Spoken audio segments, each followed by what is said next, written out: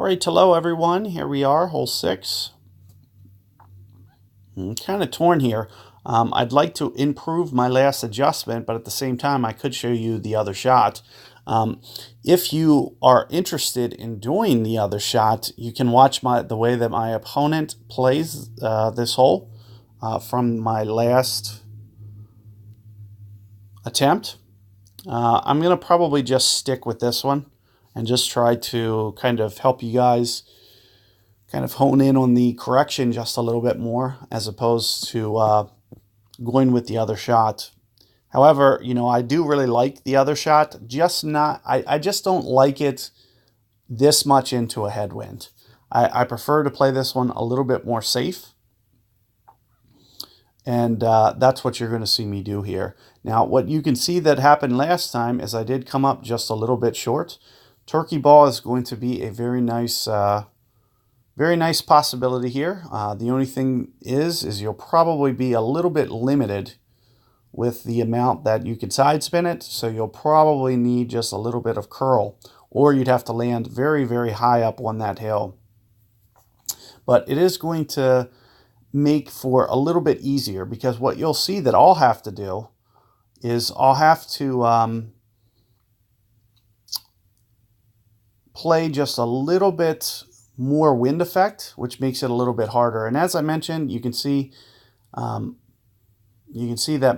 my opponent here, he lands it. And anytime that you're kind of going into power, I kind of feel like that's a waste of a turkey ball. So I'd probably stay away from that, to be all honest with you guys. But you'll see that we're going to be pulling right towards max. It's going to be 15.5 rings here.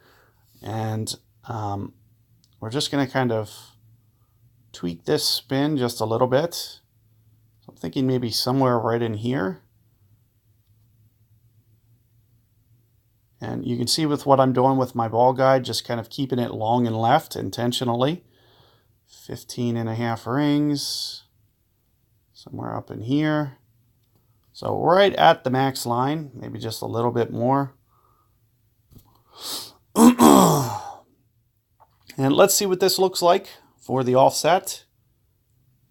And I'm still missing to the right, so it just kind of shows you how much you're going to need to offset. And why that's happening is because of that wind. So when that wind's pointed like that, it changes the way that it hits the hill, and it actually always hits with more cut than what you're seeing on your ball guide. So you're really going to need to even offset that even more than I did towards the left.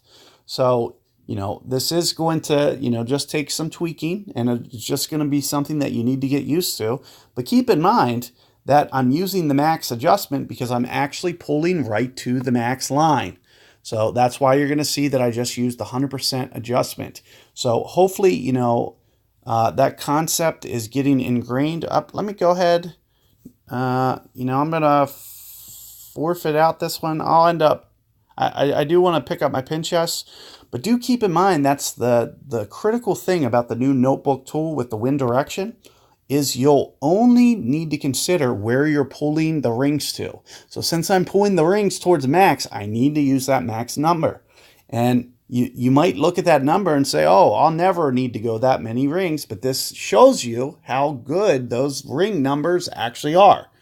Because when you actually end up going those 15, 16 rings, it actually ends up with a strong wind like that straight in the face.